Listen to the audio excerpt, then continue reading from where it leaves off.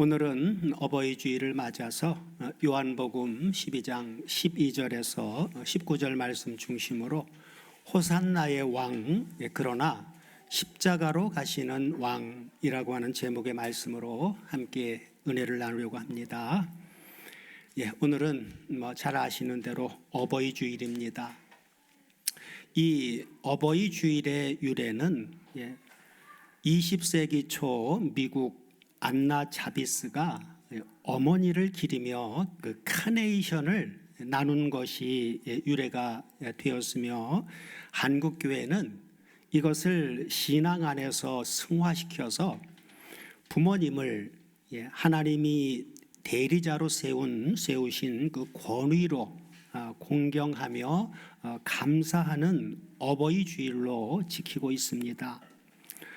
오늘 본문은 예루살렘에 입성하시는 예수님의 모습이 나오는데, 그 예수님의 모습은 자녀된 우리를 위해서 십자가라고 하는 가장 고통스러운 길을 묵묵히 걸어가신 우주 역사상 가장 위대한 어버이의 사랑을 확증하는 걸음이기도 합니다. 사랑하는 다솜 가족 여러분, 우리가 함께 나눌 오늘 본문의 장면은 너무나도 유명한 장면입니다. 예수님께서 예루살렘에 입성하시는 장면, 흔히 종려주일이라고 부르는 본문입니다. 사람들은 종려가지를 흔들며 호산나 이스라엘의 왕이여 하고 외쳤습니다. 온 도성이 흔들렸습니다. 환영의 열기로 가득 찼지요. 눈물겨운 기대가 있었습니다. 민족의 소망이 터져나왔습니다. 그러나 요한은 우리에게 묻습니다. 그들이 맞이한 왕은 정말 어떤 왕이었는가? 그들이 원하는 왕과 하나님이 보내신 왕이 같았는가 하고 말입니다.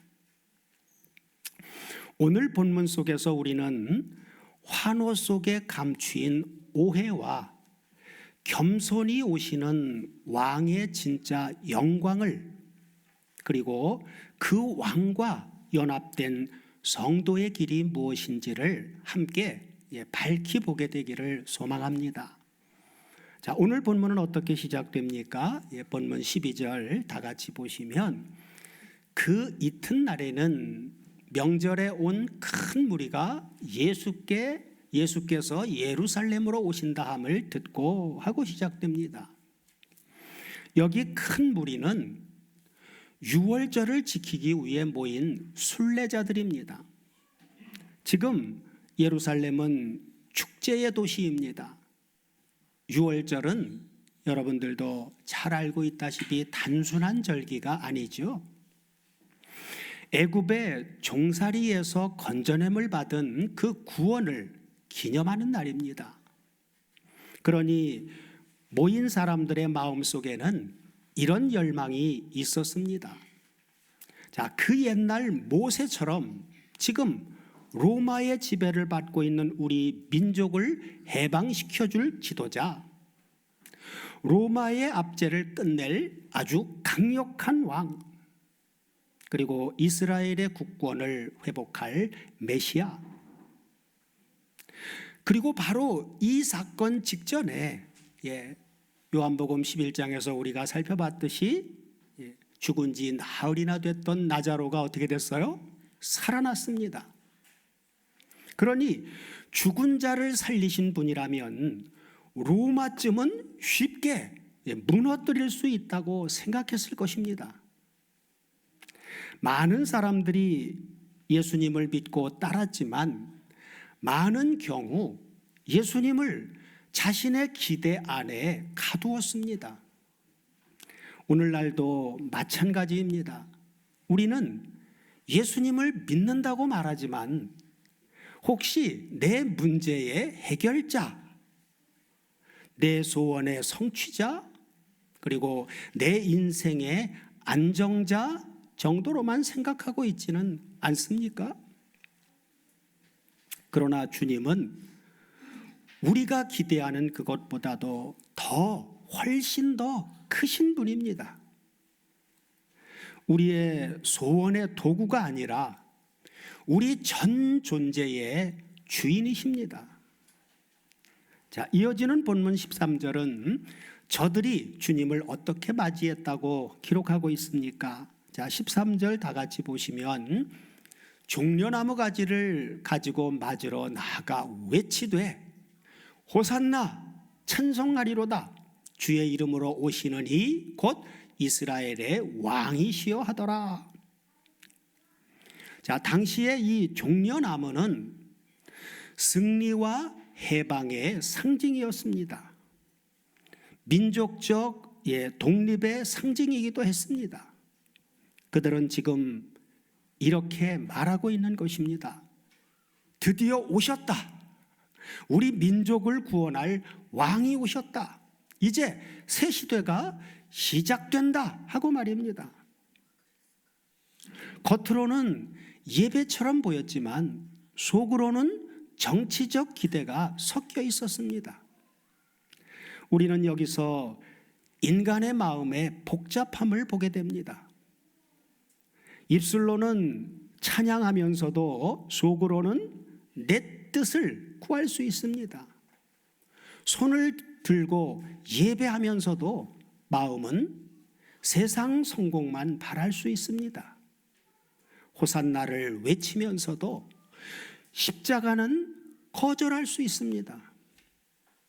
자, 호산나의 진짜 의미는 무엇일까요? 호산나는 히브리어 시편 118편 25절에서 온 표현입니다. 자, 시편 118편 25절을 다 같이 한번 보시면 자, 여호와여 구하옵나니 이제 구원하소서. 여호와여 우리가 구하옵나니 이제 형통케 하소서. 자, 그래서 이 호산나의 원래 뜻은 히브리어 여기 이제 구원하소서라고 하는 부분인데 호시아나라고 하는 히브리어로 이제 구원하소서 그리고 우리를 구원해 주십시오라고 하는 뜻입니다. 자, 이것은 처음에는 간구였습니다. 그런데 시간이 지나면서 찬양의 환호가 되었습니다. 여러분, 시편 118편은 본래 성전에 들어오는 사람들을 축복하는 노래였습니다.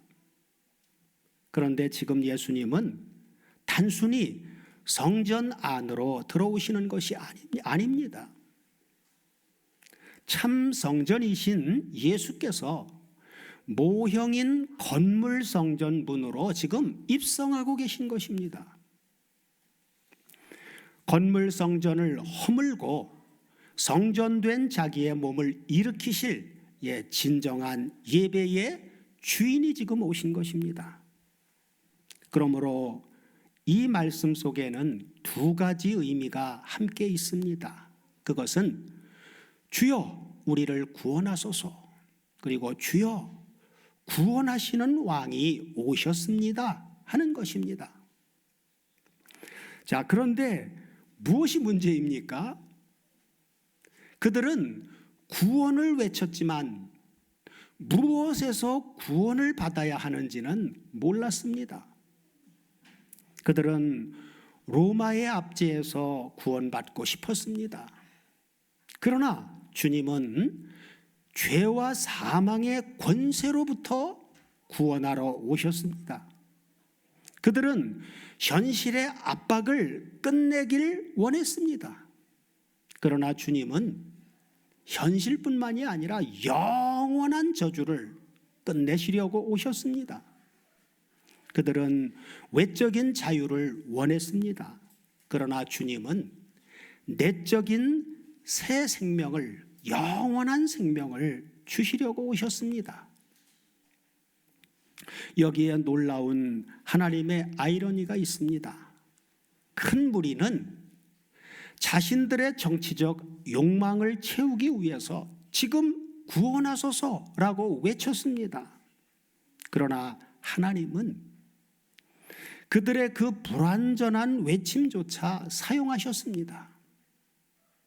그들이 기대한 로마로부터의 해방이 아니라 그들의 외침을 받으셔서 인류를 죄와 사망으로부터 영원히 해방시키는 진짜 구원, 곧 십자가를 응답으로 주셨기 때문입니다. 우리의 잘못된 기대조차도 하나님은 당신의 선하신 뜻 안에서 가장 완벽한 구원의 길로 바꾸시는 분, 그분이 바로 우리의 왕이십니다. 사랑하는 여러분, 우리는 무엇을 위해서 호산나를 외칩니까? 돈 문제 해결입니까? 아니면 건강 회복입니까? 아니면 관계 회복입니까? 물론 그런 것들도 주님께 구할 수 있습니다. 구하지 말라는 것은 아니에요. 그러나 가장 깊은 호산나는 바로 이것이어야 합니다. 주님, 내 죄로부터 나를 구원하소서. 내 자아의 왕좌에서 나를 구원하소서. 주님 없이 살려는 내 마음에서 나를 구원하소서. 큰 무리가 호산나 하고 기대하며 외친 왕은 어떻게 등장합니까? 본문 14절을 다 같이 보시면 예수는 한 어린 나귀를 만나서 타시니 하고 말씀합니다. 여기가 매우 중요합니다. 예수님은 우연히 동물을 타신 것이 아닙니다.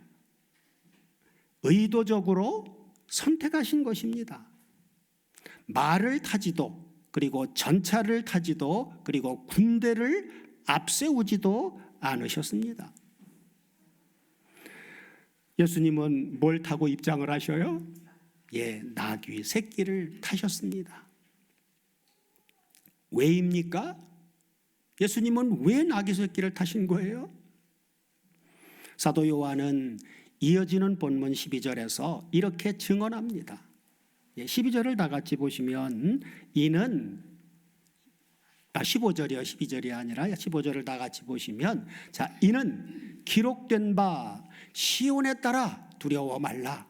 보라, 너희 왕이 나귀 새끼를 타고 오신다 함과 같더라 하고 말입니다. 그래서 사도 요한은 스가랴서 9장 9절 말씀의 성취 때문이라고 증언해 주고 있습니다. 스가랴서 9장 10절은 왕이 나귀를 타실 때 예루살렘의 말을 끊겠고 전쟁의 활도 끊으리니 하고 예언했습니다. 주님이 나귀를 타신 것은 그분이 힘이 부족해서가 아닙니다. 세상 방식인 병거와 말을 폐기하시기 위함입니다. 주님은 세상이 숭배하는 힘의 논리를 거부하고 사랑과 죽음의 논리로 승리하러 오신 분입니다. 스가랴 당시는 물론 예수님 당시에도 전쟁하는 왕은 뭘 탔어요? 말을 탔습니다. 그리고 평화를 가져오는 왕은 나귀를 탔습니다. 그러니 예수님은 지금 어떻게 무언의 말씀을 지금 하고 계신 것입니까? 나는 칼의 왕이 아니다. 나는 폭력의 왕이 아니다. 나는 죽여서 다스리는 왕이 아니다. 나는 죽음으로 살리는 왕이다 하고 말씀하시는 것이죠. 세상은 강한 자가 이긴다고 말합니다. 그러나 하나님의 나라는 낮아지는 자가 높아집니다. 세상 왕은 타인의 피를 요구합니다. 그러나 예수 왕은 자기 피를 내어주십니다. 제자들은 예수님이 스가랴서 9장 9절의 성취자이심을 이때 알고 있었습니까? 본문 16절을 연결해서 보시면 이렇게 말씀해 주고 있지요. 자, 제자들은 처음에 이 일을 깨닫지 못하였다가 예수께서 영광을 얻으신 후에야 이것이 예수께 대하여 기록된 것임과 사람들이 예수께 이같이 한 것인 줄 생각나더라. 이 구절은 너무나도 은혜가 됩니다. 이때는 제자들도 깨닫지를 못했습니다. 곁에 있었지만 몰랐습니다. 말씀을 들었지만 몰랐습니다. 그들은 기적을 봤지만 그래도 몰랐습니다. 그러나 나중에는 깨달았습니다. 언제입니까? 그 깨달았던 시기가 본문은 예수께서 영광을 얻으신 후에라고 말씀합니다. 자, 요한복음에서 영광은 십자가와 부활을 말씀합니다. 세상은 고난을 끝내고 보좌에 앉는 것을 영광이라고 말하지만 요한복음이 말하는 영광은 그것과 다릅니다. 주님은 십자가에 높이 달리시는 그 고통의 순간 자체를 영광이라고 부르셨습니다. 왜냐하면 가장 낮아진 그 자리에서 하나님의 사랑이 가장 환하게 빛났기 때문입니다. 그러므로 성도가 걷는 나귀의 길은 섬김의 그 자리는 영광을 위한 참고 견디는 통로일 뿐만 아니라 그 자체, 우리가 섬김의 자리에 있는 그 자체로 이미 주님의 영광이 머무는 가장 빛나는 자리임을 믿으시기 바랍니다. 제자들도 예수께서 십자가를 통과하고 나서야 예수님의 길이 보였습니다. 그렇다고 제자들이 지혜가 뛰어나서 알게 된 것이 아닙니다. 제자들이 어떻게 알게 됐을까요? 훗날 보혜사 성령께서 오셨을 때 주님의 모든 말씀과 행동이 비로소 그때 가서야 비로소 퍼즐처럼 맞춰진 것입니다. 그러니 지금 당장 내 생활이 해석되지 않아도 괜찮습니다.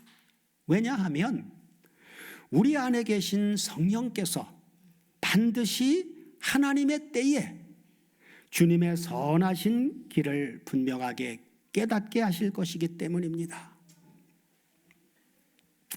믿음은 먼저 다 이해해서 가는 길이 아니라 주님과 함께 걷다가 주님과 함께 동행하다가 나중에 깨닫는 길입니다.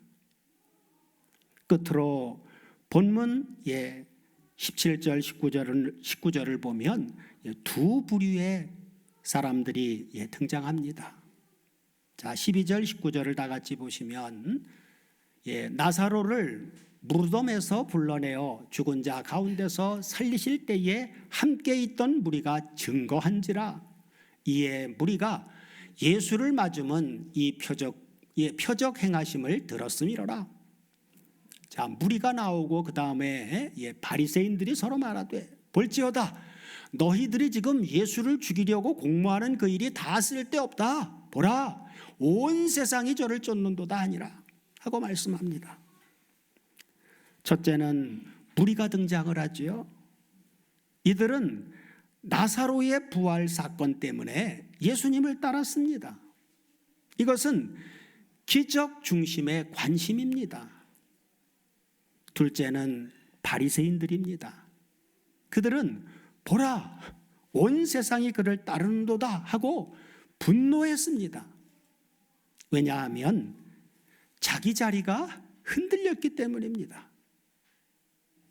이렇게 예수님 앞에서 인간은 두 가지 반응을 보입니다. 이용하려 하거나 대적하려 합니다. 그러나 참된 제자는 다릅니다. 예수님을 이용하지 않고 예수님께 굴복합니다. 예수님을 반대하지 않고 예수님께 연합합니다. 자, 오늘 본문의 구속사적 의미는 무엇입니까? 이 장면은 유월절 직전입니다. 유월절마다 이스라엘 백성들은 뭘 준비했어요? 어린 양, 그렇죠. 어린 양이 준비되는 기간이지요. 유대 습관에 따르면 유월절 닷새 전인 바로 이날은 각 가정에서 제물로 쓸 어린 양을 선택해서 그 어린 양이 흠이 있는지 없는지를 검사하기 시작하는 날입니다. 흠이 있으면 안 되죠.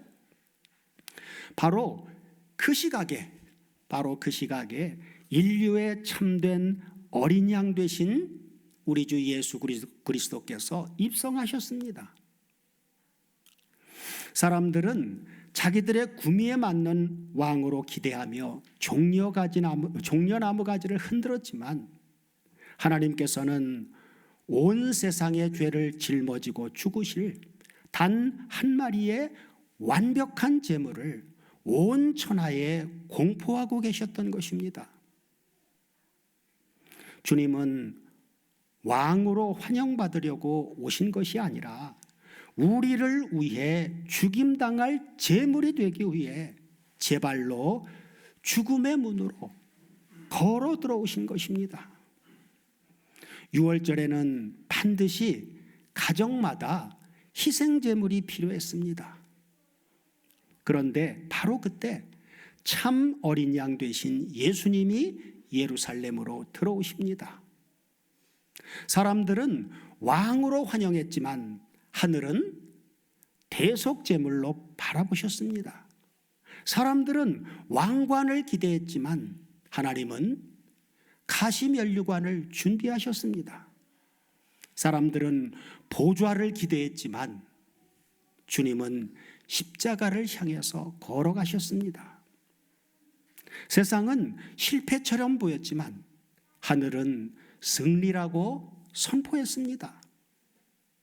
예수님은 죽으러 예루살렘 성으로 들어가셨고 죽음으로 평화의 왕이 되셨습니다.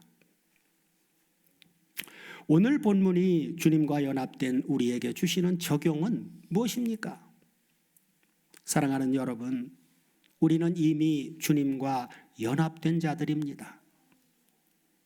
그러므로 오늘 본문은 단순한 과거 사건이 아니라 우리 안에서 지금 이루어져야 할 현실입니다.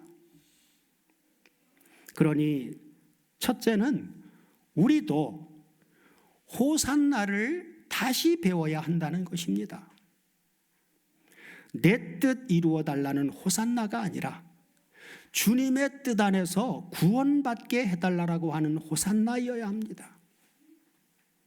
둘째는 우리도 나귀의 길을 가야 한다는 것입니다. 나귀의 길을. 높아지려고 하는 길이 아니라 낮아지려는 길. 이기려는 길이 아니라 섬기는 길. 인정받으려고 하는 길이 아니라 충성하는 길.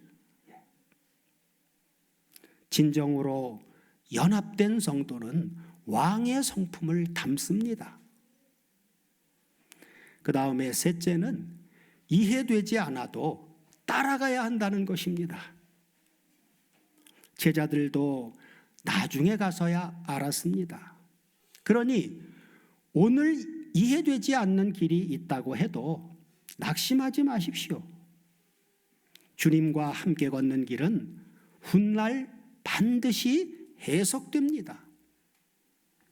넷째는 십자가 없는 환호를 경계해야만 한다는 것입니다. 찬양은 뜨거운데 순종은 없고 기도는 많은데 회개는 없고 은혜는 말하는데 자아가 죽지 않는다면 그것은 종려 가지는 흔들지만 십자가는 거부하는 신앙입니다. 사랑하는 다솜 가족 여러분, 예루살렘은 그날 떠들썩했습니다. 종려나무 가지가 흔들렸고 호산나를 외치는 소리가 하늘을 찔렀습니다. 그러나 예수님은 그 환호에 도취하지 않으셨습니다. 왜냐하면 그 길 끝에 바로 십자가가 있었음을 아셨기 때문입니다. 주님은 사람들의 박수보다 하나님의 뜻을 선택하셨습니다. 주님은 군중의 인기보다 죄인을 위한 피 흘림을 선택하셨습니다. 주님은 왕좌로 가지 않고 십자가로 가셨습니다. 그리고 그 십자가로 오늘의 저와 여러분을 살리셨습니다. 이제 우리는 묻습니다. 나는 예수님을 어떤 왕으로 지금 따르고 있는가? 내 욕망을 이루어줄 왕인가? 아니면 나를 죽이고 살리시는 참 왕이신가? 오늘도 주님은 우리의 삶 가운데 들어오십니다. 조용히 그리고 겸손히. 그러나 어떤 분으로 들어오십니까? 왕으로 들어오십니다. 그 왕 앞에 우리는 종려나무 가지만 흔들지 맙시다. 사랑하는 여러분, 자녀를 위해 자신의 생애를 기꺼이 헌신하는 우리 부모님들의 모습 속에서 우리는 나귀 새끼를 타신 호산나의 왕의 뒷모습을 보게 됩니다. 우리 주님은 가장 위대한 어버이의 마음으로 십자가로 가셨습니다. 그러니 이제 그 사랑을 받은 우리가 해야 할 일은 명확합니다. 우리 마음의 문을 열어드립시다. 우리 자아의 왕좌에서 내려옵시다. 우리 삶의 주권을 주님께 기꺼이 내어드립시다. 그리고 우리 이렇게 고백합시다. 호산나, 나의 왕이시여, 나를 내 죄에서 구원하소서. 나를 내 뜻에서 구원하소서. 나를 만왕의 왕이신 주님 안에 살게 하소서. 이때 비로소 우리 안에 십자가로 다스리시는 왕의 나라가 충만하게 임할 것입니다. 호산나의 왕으로 오셔서 십자가로 승리하신 우리 주 예수 그리스도께서 우리의 영혼과 우리의 가정과 우리의 생업 가운데 참된 왕으로 좌정하시기를 간절히 소망하며 세상이 주지 못하는 평안과 십자가가 이루신 은혜와 그리고 부활의 생명이 이번 한 주간도 저와 여러분의 걸음마다 충만히 덮어주시기를 우리 주 그리스도 예수의 이름으로 축원합니다. 아멘.